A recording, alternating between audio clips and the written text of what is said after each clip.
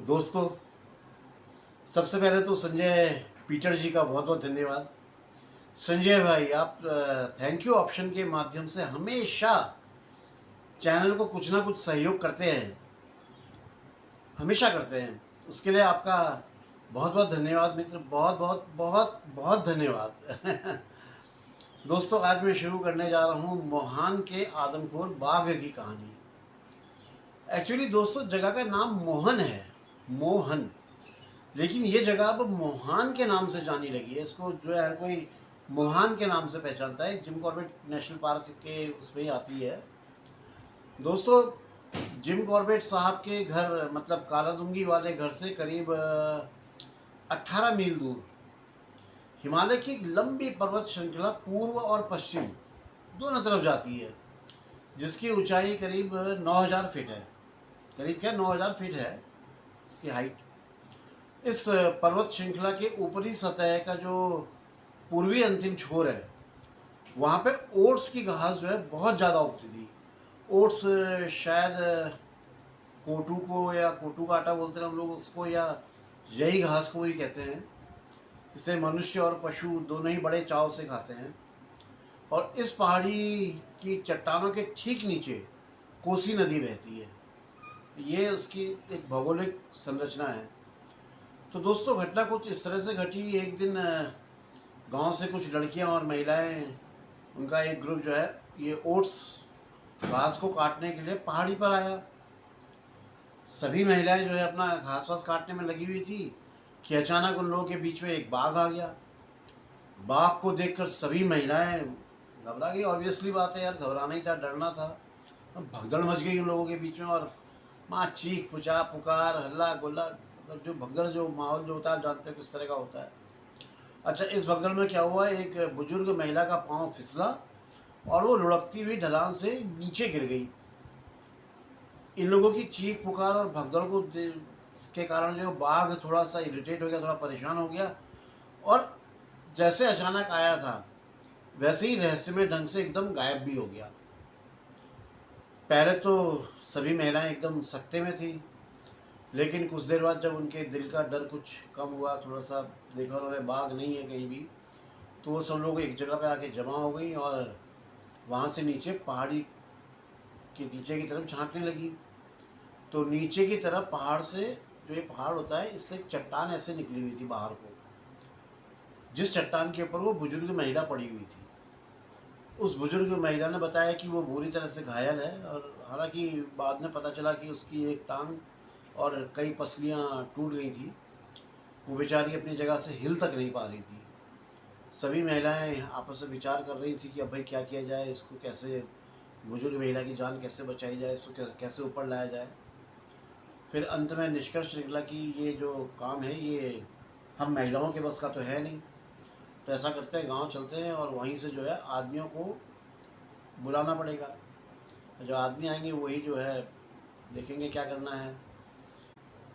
इन महिलाओं में से कोई भी महिला उस बुजुर्ग महिला के पास रुकने को तैयार नहीं थी, क्योंकि हर एक के दिल में बाघ का यार खौफ बैठ गया था, डर बैठ गया था। उनकी हिम्मत ही नहीं हो रही थी कि वो यहाँ पर रुक पाएँ।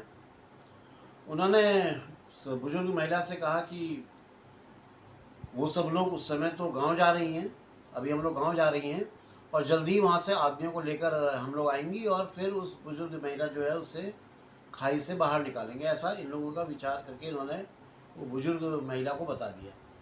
अब ये सुनकर बुजुर्ग महिला बहुत बुरी तरह से डर गई। नेचुरल सी बात है यार कि ऐसे जंगल में अकेला छोड़ के जा रहे हो घायल अवस्था में। और बोली कि अरे यार, तुम सारी महिलाएं ऐसे अकेले छोड़कर कैसे जा सकती हो, किसी ना किसी को तो उनके पास रुकना चाहिए। अब इसके लिए उन्होंने सबसे हाथ जोड़े, बड़ी प्रार्थना करी, अरे रुक जाओ रुक जाओ रुक जाओ, कोई तो रुक जाओ। कोई तैयार नहीं हुआ। अब उनकी ऐसी दयनीय जो हालत थी, इसको देखकर एक 16 साल की बच्ची को दया आ गई। वो तैयार हो गई रुकने के लिए, ठीक है कि मैं आमा, बुढ़ी आमा है, इनके पास में मैं रुक जाती हूँ। आमा मतलब एक बुजुर्ग महिला के लिए संबोधन है, आमा दादी। तो वो रुकने के लिए तैयार हो गई। अब इस वृद्ध महिला और 16 साल की लड़की को छोड़कर बाकी सारी महिलाएं गांव की ओर अपना लौट गई, ताकि पुरुषों को वहां से बुला सके।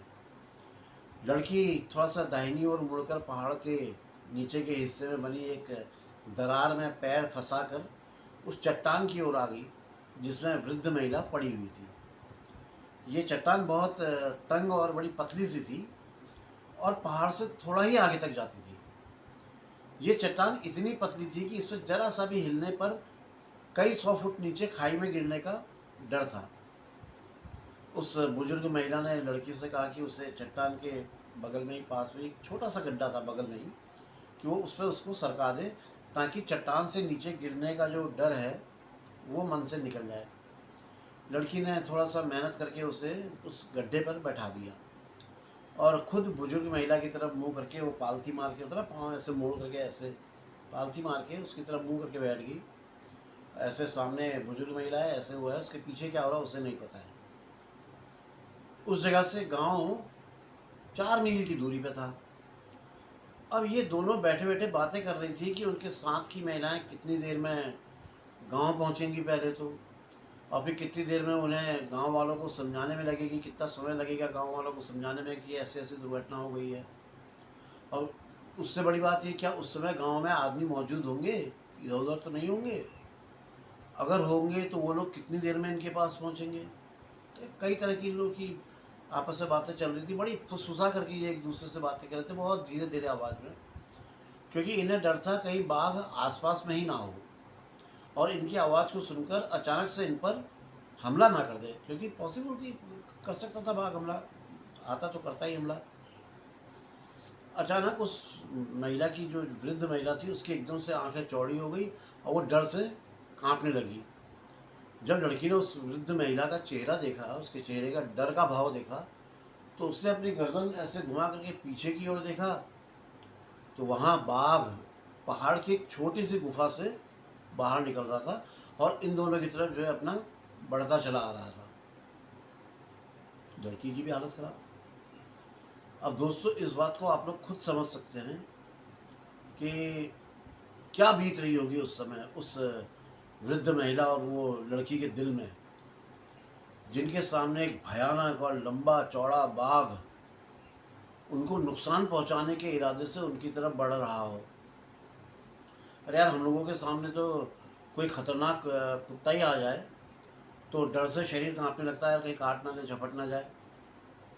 यहाँ पर तो भरा पूरा बाघ था, टाइगर, जो अपनी बड़ी बड़ी आंखों से वो इन पर जमाए इनकी ओर अपना बढ़ता हुआ चला आ रहा था। अब ये दोनों महिलाएं एकदम से जड़ हो गई थी, मतलब स्टैचू हो गई थी, इनकी कुछ समझ में ही नहीं आ रहा था। दोनों के अंदर डर का ये आलम था कि उनका गला सूख गया था और मुंह से आवाज़ तक नहीं निकल रही थी।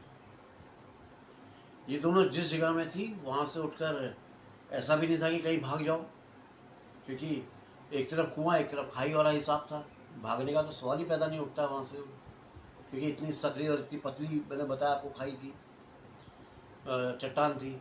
दोस्तों, जिम कॉर्बेट साहब के एक मित्र मोती सिंह जी, उनकी लड़की की शादी इसी गांव में हुई थी और वो कुछ दिनों से बीमार चल रही थी। तो मोती सिंह जी उसे देखने के लिए और मुलाकात करने के लिए उन दिनों बेटी के अपने ससुराल में आए हुए थे। अब जब सारी महिलाएं गांव पहुंची और उन्होंने गांव वालों को पूरी घटना के बारे में बताया, तो गांव के सभी पुरुषों के साथ में मोती सिंह जी भी उस वृद्ध महिला और वो जो 16 वर्षीय जो लड़की थी उसको बचाने के लिए घटनास्थल की ओर रवाना हो गए। और जब गांव का पूरा दल बल घटनास्थल पर पहुंचा तो इन लोगों ने पहाड़ी से जब ऐसे करके नीचे की तरफ झांका तो देखा कि बुजुर्ग महिला बेहोश पड़ी हुई है और उसके चारों तरफ खून ही खून फैला हुआ था, खून ही खून, पूरा ब्लड फैला हुआ है। और दूसरी जो 16 साल की लड़की थी वो वहाँ नहीं थी, वो गायब थी। कहाँ गई, क्या गई, कुछ पता नहीं। आसपास खोजने पर भी उस लड़की का कुछ पता नहीं चला, बहुत ढूंढा गया उसको, वो कुछ पता नहीं चला। अब गांव वालों ने उस बुजुर्ग महिला को उठाया और उठाकर गांव आ गए और फिर जब उसे होश आया तो उसने पूरी घटना के बारे में गांव वालों को बताया कि भाई क्या क्या घटा, कैसे घटा, क्या हुआ, सब उसने डिटेल बताई। यानी कि लड़की को बाघ ले गया था। मोती सिंह जी करीब 18 मील पैदल चलकर जिम कॉर्बेट साहब के पास पहुंचे और इन्हें घटना के बारे में पूरे डिटेल से बताया, पूरा विस्तार से बताया कि ऐसी ऐसी घटना घट गई है करतकनौला में। मोती सिंह जी की उम्र 60 वर्ष के ऊपर थी और वो 18 किलोमीटर पैदल चलकर आए थे। तो जिम कॉर्बेट साहब ने उन्होंने बोला कि अरे भाई आप कुछ देर आराम कर लो और उसके बाद फिर चलते हैं हम करतकनौला। लेकिन वो नहीं माने और जिम कॉर्बेट साहब को बोले कि वो आप तुरंत अभी अभी इसी टाइम आप जो है हमारे साथ चले। मतलब वो पीछे पड़ गए जिम कॉर्बेट साहब की, नहीं अभी चलना है। खैर, अब जिम कॉर्बेट साहब और मोती सिंह जी इस घटना की छानबीन करने के लिए अपना चल पड़े। इस घटना को घटे हुए करीब 24 घंटे से थोड़ा ऊपर हो गया था और बाघ ने उस लड़की की कुछ हड्डियाँ और खून से सने कपड़ों के अलावा कुछ भी नहीं छोड़ा था, कुछ बचा ही नहीं था। तो ऐसी हालत में जिम कॉर्बेट साहब कुछ भी नहीं कर सकते थे, वो भी हेल्पलेस थे। अगर लड़की के शरीर में कुछ मांस बचा होता तो बाघ के लौट के आने की संभावना एक रहती कि हाँ यार बाघ लौट के आ सकता है, अभी मांस है इसमें, और उस पर फिर घात लगा करके बैठने का, मचान बना के बैठने का, गोली चलाने का मौका भी मिलता। लेकिन इस लड़की का तो कुछ बचा ही नहीं था, तो बाघ वहाँ क्यों आता? और बाघ तो सब खा पी करके पता नहीं इतनी देर में कहाँ से कहाँ निकल गया होगा, क्योंकि उसकी तो टेरिटरी बहुत बड़ी होती है। और ऐसी पोजीशन में जिम कॉर्बेट साहब अब कुछ भी नहीं कर सकते थे, चाह करके भी कुछ नहीं कर सकते, जब उन्हें पता ही नहीं बाघ है कहाँ, कहाँ जाऊँ, किस दिशा में जाऊँ, कुछ नहीं कर सकते थे। ये जो लड़की थी ये मोहन मैन ईटर का पहला मानव शिकार थी, जिसे बाघ ने मारा, इस मैन ईटर ने जिसे मारा ये पहले शिकार थी। सरकारी दस्तावेजों में इस दुर्घटना का ब्यौरा नरभक्षी मोहन के नाम से दर्ज है।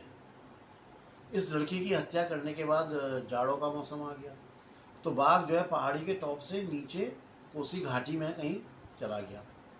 और मजेदार बात सुनिए, कोसी घाटी की तरफ जाते हुए रास्ते में उसने पीडब्ल्यूडी डिपार्टमेंट के 2 कर्मचारी और एक विधानसभा सदस्य की बहू को अपना शिकार बना लिया था। विधानसभा सदस्य की बहू, सोचिए जरा।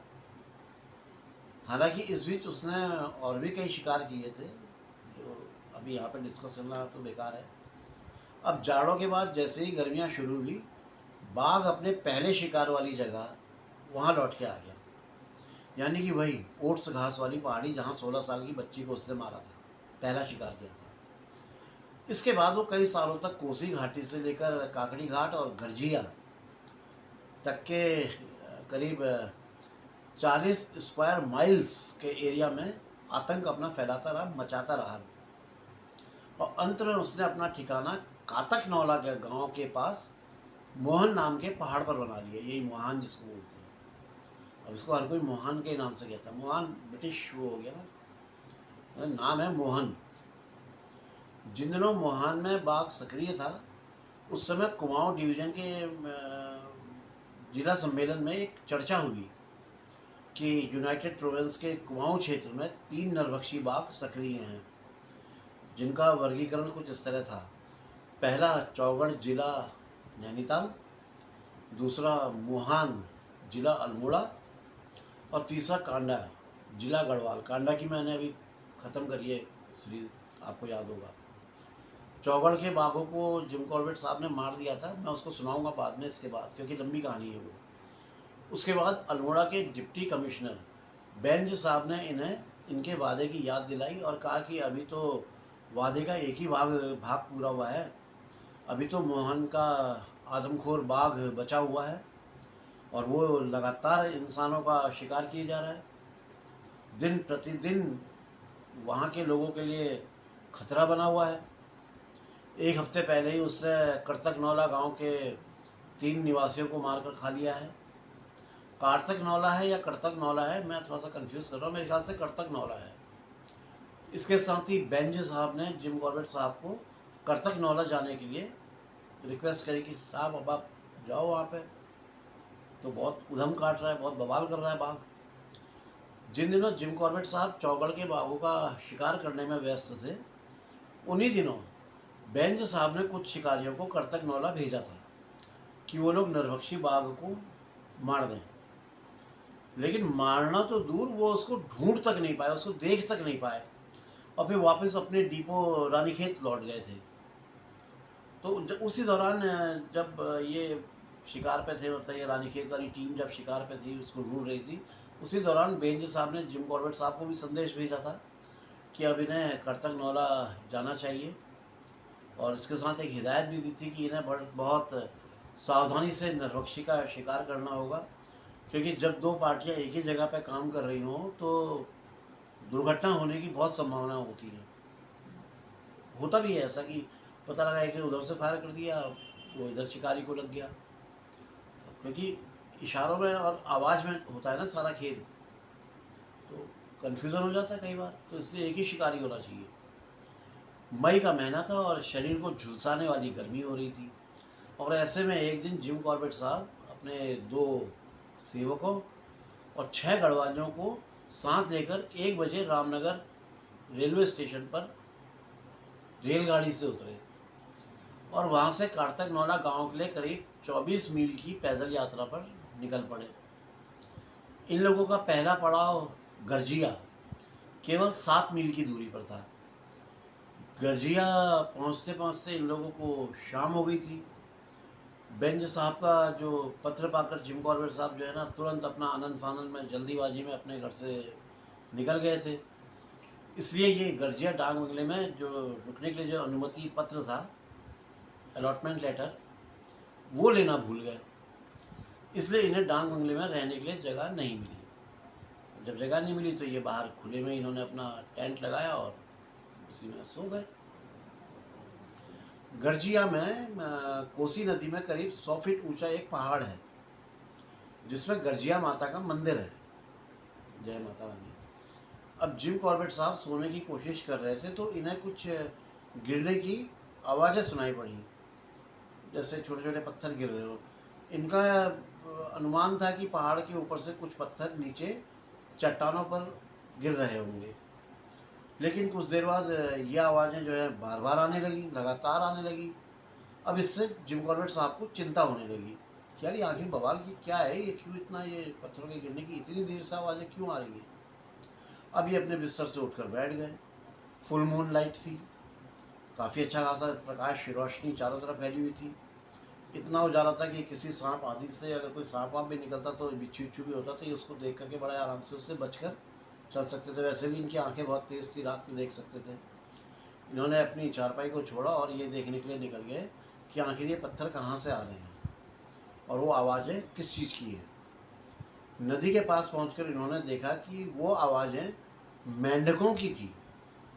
हालांकि इस बात का तो इन्हें पता था कि दुनिया के अलग अलग भागों में, जैसे ज़मीन, पानी और पेड़ों पर रहने वाले मेंढक बहुत अजीब अजीब तरह की आवाज़ें निकालते हैं, लेकिन गर्जिया के मेंढक मई के महीने में ऐसी आवाज़ें निकालते होंगे ये कभी नहीं सुना था और ना कभी सोचा था, इन्हें पता भी नहीं था। ये वहाँ से लौट कर आए अपने बिस्तर में और आकर के अपना आराम से सो गए। अब अगली सुबह ये लोग 12 मील चलकर मोहन गांव पहुँचे। तब तक काफ़ी गर्मी बढ़ गई थी, मई का महीना मैंने आपको बताया। इनके साथ आए लोग अपना खाना बनाने की कार्रवाई में लग गए। जो इनके आदमी थे वो खाना ना बनाने में लग गए और इनके जो सेवक थे वो इनका नाश्ता तैयार करने लगे। और इसी बीच वन विभाग के डाक बंगले का चौकीदार, जंगल के 2 गार्ड और मोहन बाजार के बहुत सारे लोग इनके आसपास जमा हो गए और इन्हें नरभक्षी बाघ की कहानियाँ, उसकी घटनाएं वो सब सुनाने लगे, जो जो कुछ उसने किया था। अब जिन्हें ये बहुत ध्यान से सुन रहे थे, एक एक चीज़ को बहुत पिन आउट, मतलब पिन टू पिन सुन रहे थे। सबसे ताज़ा कारनामा कोसी नदी के एक मछुआरे का था, जिसे जंगल के एक गार्ड ने बड़े गर्व से खुद को उस घटना का हीरो बताया था कि अरे मैं ही था उसमें सब कुछ मेन।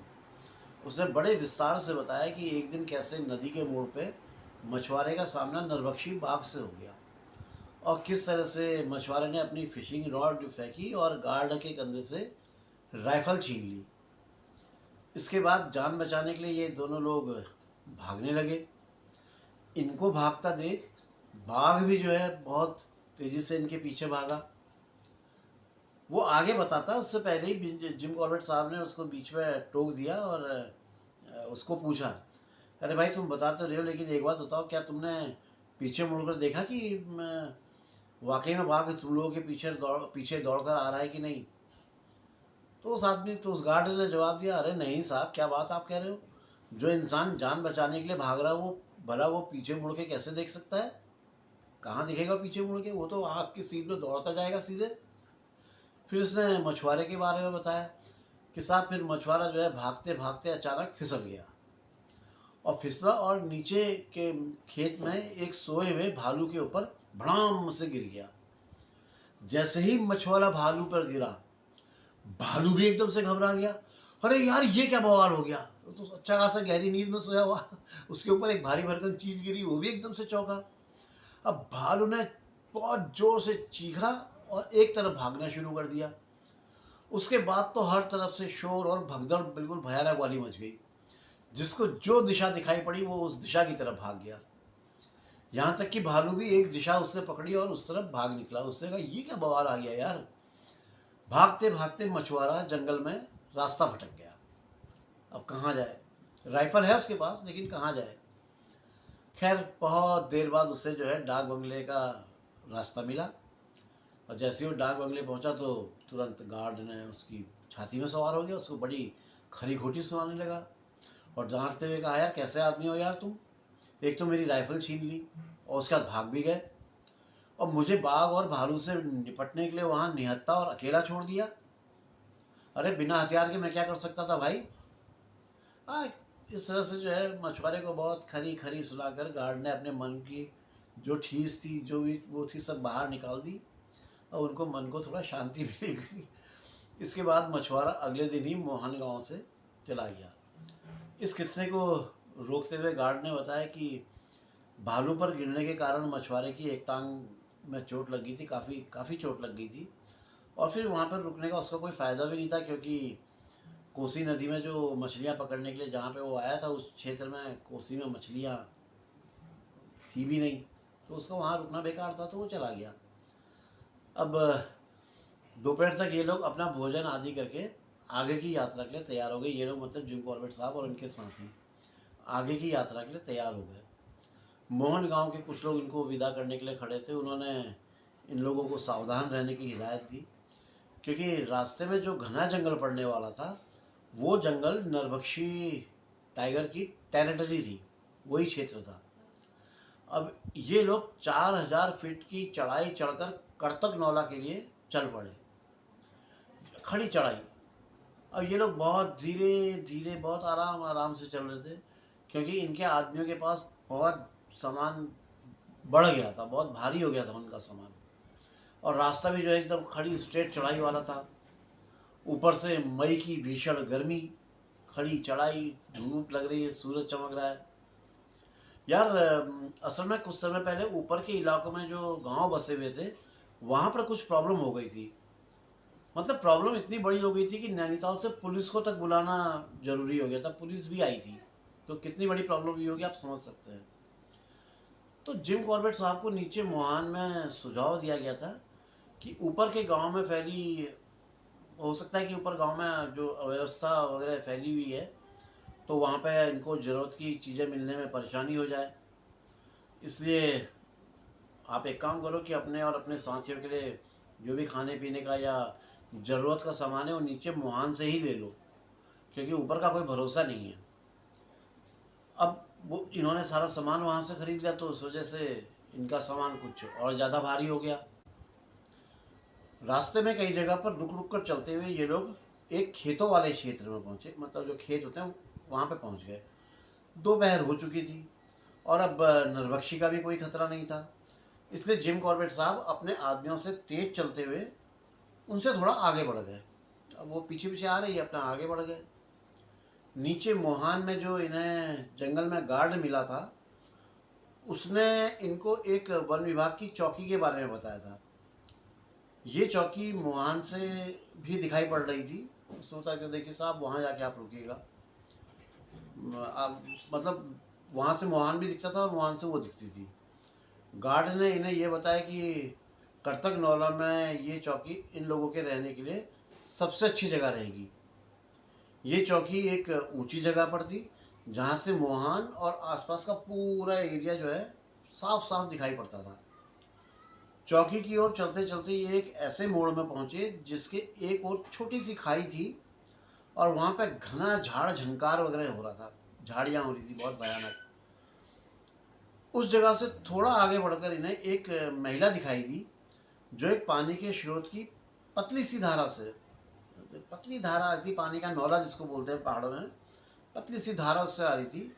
उससे अपना मिट्टी का घड़ा भर रही थी, उसे ऐसे नीचे लगा रखा था, ऊपर से धारा से पानी गिर रहा था, नीचे घड़ा भर रहा था। जिम कॉर्बेट साहब को लगा कि ऐसा लगा कि कहीं उनके जूते की आवाज़ को सुनकर वो एकदम से घबरा ना जाए, डर ना जाए। तो इन्होंने सभ्यता का परिचय दिखाते हुए, सभ्यता दिखाते हुए अपना पहले तो गला खकारा बोलते ना करते ना, हल्की सी खांसी की आवाज़ निकाली जो करते हैं हम उन। तो वो महिला एकदम से चौंकी और पलट के उसे जिम कॉर्बेट साहब की तरफ देखा। जिम कॉर्बेट साहब उससे कुछ दूरी पर रुककर सिगरेट जलाने लगे। 1-2 मिनट के बाद बिना उसकी ओर मुड़े जिम कॉर्बेट साहब ने उससे पूछा कि क्या ऐसी एकांत जगह में ये जो जगह है ये किसी के लिए सुरक्षित हो सकती है? थोड़ा सा झिझकते हुए महिला ने जवाब दिया, नहीं, लेकिन पानी भरने के लिए भी तो आना जरूरी होता है ना। घर में कोई था नहीं जो उस महिला के साथ आता, इसलिए वो अकेली ही चली आई थी। तो जिम कॉर्बेट साहब ने फिर उससे पूछा, क्या घर में क्यों कोई पुरुष नहीं है क्या? तो महिला ने जवाब दिया, हाँ हैं, लेकिन वो खेतों में काम करने के लिए गए हैं। वैसे भी पानी वानी भरना तो घर की महिलाओं का ही काम है ना। जिम कॉर्बेट साहब ने फिर उससे एक सवाल पूछा कि ये घड़ा भरने में कितना समय लगेगा? तो उससे बड़ा छोटा सा जवाब दिया, बस थोड़ा सा समय और लगेगा, भर जाएगा। अब तक उस महिला के मन में जो डर था जिम कॉर्बेट साहब के प्रति वो खत्म हो गया था। अब वो उल्टा इनसे पूछताछ करने लगी थी, अब वो इंक्वायरी वो करने लगी थी। उसने पहला प्रश्न दागा, क्या तुम पुलिस के आदमी हो? तो इन्होंने कहा नहीं। फिर उसने अगला प्रश्न दागा, क्या वन विभाग के हो? क्योंकि उनके कपड़े वपड़े शिकारियों वाले उस टाइप के थे ना, खाकी रंग के वो। तो इन्होंने जवाब दिया नहीं। अब महिला इनको बड़े आश्चर्य से देखने लगी, ना पुलिस वाला ना फॉरेस्ट वाला, तो ये है कौन? तो फिर बोली, कह रहे तो तुम हो कौन? जिम कॉर्बेट साहब बोले, मैं केवल एक आदमी हूँ, एक सामान्य आदमी हूँ मैं। महिला ने फिर पूछा, तो यहाँ क्यों आए हो? तो उन्होंने जवाब दिया कि मैं यहाँ के लोगों की मदद करने के लिए आया हूँ। अब महिला ने पूछा, भाई कैसे मदद करने वाले हो तुम यहाँ के लोगों की? तो इन्होंने जवाब दिया कि मैं उस नरभक्षी बाघ को मारकर यहाँ के लोगों को उसके आतंक से मुक्त करने के लिए आया हूँ। महिला ने फिर पूछा, तुमने बाघ के बारे में कहाँ से सुना और अकेले क्यों आए हो? तुम्हारे आदमी कहाँ हैं? कितने हैं? अरे कब तक रहोगे? पता नहीं कितने तरह के प्रश्न उसने पूछे, जिनका जवाब जिम कॉर्बेट साहब भी देते रहे। वो पूछते जा रही थी, देते जा रही थी। हालांकि पानी का घड़ा कब का भर चुका था और उसके ऊपर से पानी ओवरफ्लो कर रहा था, लेकिन उस घड़े को तब तक भरा हुआ घड़ा नहीं माना जा सकता था जब तक वो महिला अपनी जिज्ञासा शांत नहीं कर लेती यानी कि उसके सारे प्रश्न खत्म नहीं हो जाते, वो घड़ा भरा हुआ नहीं माना जाता। अब जब उसकी जिज्ञासा और प्रश्न दोनों समाप्त हो गए तो उसने अपना घड़ा उठा लिया और जिम कॉर्बेट साहब के पीछे पीछे चलने लगी। अब थोड़ा सा आगे बढ़ने के बाद उसने दक्षिण दिशा की ओर जा रही एक पर्वत श्रृंखला पर घास से ढकी हुई एक ढलान थी, उस पर एक पेड़ की ओर इशारा करते हुए बताया कि 3 दिन पहले एक औरत को उस पेड़ पर बाघ ने मार डाला था, उस पेड़ के पास। जिम कॉर्बेट साहब ने बहुत ध्यान से उस पेड़ को देखा, मतलब जैसे स्टडी कर रहे हैं उसकी। वो पेड़ इनकी फॉरेस्ट हट उससे केवल 300 गज की दूरी पर था। फॉरेस्ट हट में उसी को बोल रहा हूँ जो चौकी थी, पुलिस फॉरेस्ट चौकी। चलते चलते ये लोग अब एक फुटपाथ पर आ गए थे और उस पर चलते हुए महिला ने कहा कि अब नज़दीक ही उसका घर है और वो सुरक्षित है और आराम से अपने घर तक जा सकती है, इसलिए बहुत बहुत धन्यवाद आपका, आपने यहाँ तक मेरा साथ दिया। जितनी देर में उस महिला का घड़ा भरता उतनी देर में जिम कॉर्बेट साहब ने बातें करते हुए उसे अपने विश्वास में ले लिया था। इतने कम समय में उसके माध्यम से जिम कॉर्बेट साहब ने एक तरह से ये कहिए कि पूरे गांव वालों से जान पहचान कर ली थी, क्योंकि उस महिला के माध्यम से पूरे गांव वाले इस बात से आश्वस्त हो जाने वाले थे कि ये कोई अफसर नहीं है, बल्कि इनके आने का उद्देश्य केवल नरभक्षी बाघ को शूट करना है, उसे गोली मारने के लिए ये आए हुए हैं। मतलब ये बात हो जाएगी, ये इस बात को लेके कंफर्म हो गए थे कि अब मैं मेरे लिए अब अच्छी फीलिंग आएगी। वन विभाग की ये चौकी, जिससे हम फॉरेस्ट हट मैं कह रहा हूँ, वो पहाड़ के ऊपर एक छोटे से टीले पर बनी हुई थी और रास्ते के बाएं ओर करीब 20 गज की दूरी पर थी। उसका दरवाज़ा केवल एक सांकल से बंद था। अब सांकल क्या होता है मैं अब उसको समझा नहीं रहा हूँ, उसकी फ़ोटो लगा दूंगा, आप समझ जाइएगा कि सांकल किसे कहते हैं। चिटकनी होती है एक तरह की। जिम कॉर्बेट साहब ने उस सांकल को खोला और हट के अंदर चले गए। ये कमरा 40 फुट का एक स्क्वायर रूम था, चौकोर कमरा था। हालांकि कमरा साफ सुथरा था, लेकिन किसी की रिहायश ना होने के कारण और बंद रहने के कारण उसमें एक प्रकार की अजीब गंध सी भरी हुई थी। इन्हें बाद में पता चला कि 18 महीने पहले जब नरभक्षी बाघ इस जगह पर बहुत ज़्यादा अपना मूवमेंट कर रहा था, तब से इस कमरे में, इस चौकी में कोई भी नहीं रह रहा था, तो सब छोड़ के यहाँ से चले गए थे। इस कमरे के दोनों तरफ दो छोटे छोटे रूम और थे, जिनमें से एक रसोई थी और दूसरा कमरा वो लकड़ी या अन्य सामान वामान स्टोर करने के लिए इस्तेमाल होता था। जिम कॉर्बेट साहब के आदमियों के लिए ये एक बड़ी आइडियल जगह थी कि उस पर रह कर के वो अपना खाना वाना सब अपना बहुत बढ़िया कर सकते थे। इन्होंने कमरे के जो पीछे साइड का जो बैक डोर होता है उसको भी खोल दिया, ताकि बाहर से ताज़ी हवा अंदर आए, एक वेंटिलेशन बन जाए और जो कमरे के अंदर जो गंध है वो साफ़ हो जाए। फिर बाहर जाकर इन्होंने रास्ते और हट के बीच की एक जगह में अपना 40 पाउंड का जो टेंट था उसको लगाने के लिए भी उस जगह का चुनाव कर लिया कि भाई यहाँ पे मेरा टेंट लगेगा। हट में कोई फर्नीचर नहीं था, इसलिए ये सड़क के किनारे एक पत्थर पे आके बैठ गए और अपने साथियों का इंतज़ार करने लगे, क्योंकि पीछे से इनके आदमी भी आ रहे थे। इस जगह पर जो पर्वत श्रृंखला थी वो करीब 50 गज चौड़ी थी और करतक नौला गांव पहाड़ के उत्तर की ओर था। करीब 10 मिनट के बाद रास्ते पर एक सर दिखाई पड़ा, फिर दूसरा, फिर तीसरा, फिर चौथा, फिर पांचवा, ऐसे ऐसे ऐसे करके सरों की संख्या बढ़ती गई। पानी भरने वाली उस महिला ने अपना काम कर दिया था। उसने इनके आने की सूचना पूरे गांव में फैला दी थी। ये सारे लोग गांव के निवासी थे जो इनसे मिलने के लिए आ रहे थे। कुछ ही देर बाद जिम कॉर्बेट साहब के अपने साथी भी आ गए। उन्होंने वहीं पास में जो वाटर बॉडी था, एक वाटर सोर्स था एक, वहाँ से उन्होंने अपनी केतली में पानी भरा, फिर आसपास की छोटी छोटी लकड़ी चुनकर उस पर आग जलाई और चाय बनाने के लिए रख दी। फिर झोले से बिस्किट वगैरह भी निकाल लिए। जब चाय वाय आई तो काली चाय थी, ब्लैक टी थी। जिम कॉर्बेट साहब ने अपने झोले से अपने वो जमे हुए मीठे दूध का डब्बा निकाला और चाय में डालकर उसे मिलाकर चाय पीने लगे। ये देखकर जो गांव वाले आए हुए थे उनको बड़ा अजीब सा लगा। उन्होंने इनके आदमियों से पूछा, भाई क्या आप लोगों को ताज़ा दूध नहीं मिल पाया क्या, जो ये डब्बे का दूध इस्तेमाल कर रहे हैं? इनके आदमियों ने गांव वालों को पूरी बात बताई कि उन्हें मुहान में पता चल गया था कि शायद ऊपर चीज़ों का अभाव हो, बाज़ार में सामान अवेलेबल ना हो, इसलिए वो लोग सारा सामान नीचे से ही लेकर आए हुए हैं। इस बात को सुनकर गांव वाले थोड़ा और दुखी हो गए। अब उनका कहना ये था कि यार ये जिम कॉर्बेट साहब डब्बे के दूध का इस्तेमाल कर रहे हैं, ये तो हम गांव वालों के लिए बड़ा मतलब दुख का विषय है, बहुत ये हमारा अपमान है एक तरह का।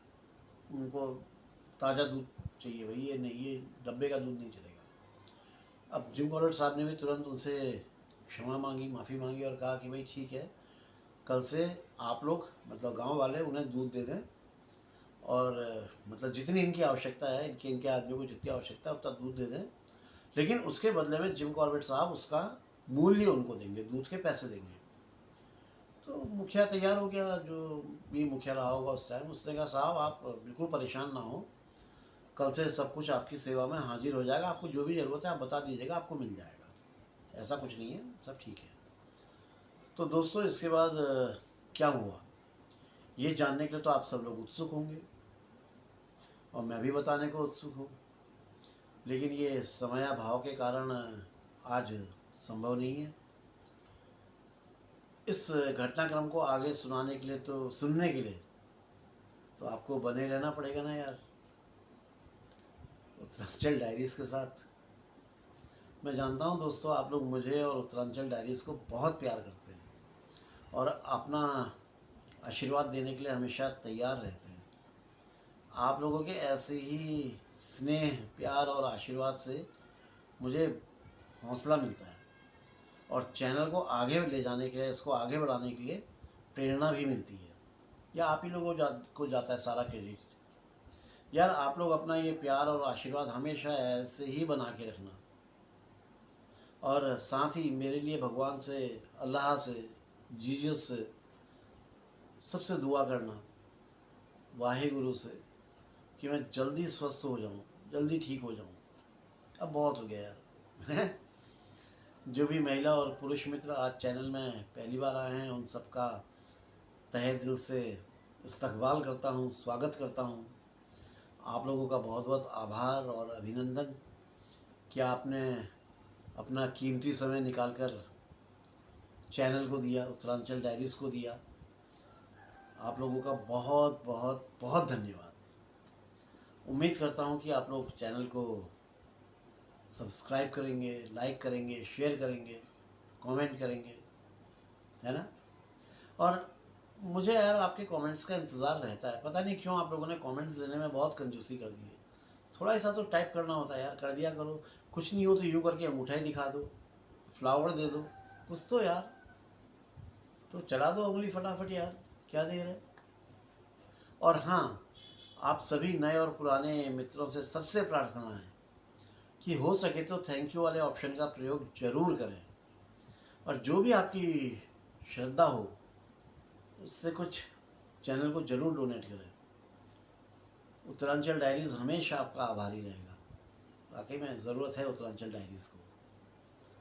तो फ़िलहाल तो परमिशन दीजिए जाने की, ताकि जल्दी ही वापस आ सकूँ आप लोगों को ये बताने के लिए कि फिर क्या हुआ, कि फिर क्या हुआ। तो ओके, बाय दोस्तों। जय बद्री विशाल, जय उत्तराखंड, जय जय जय, जय माँ भारती।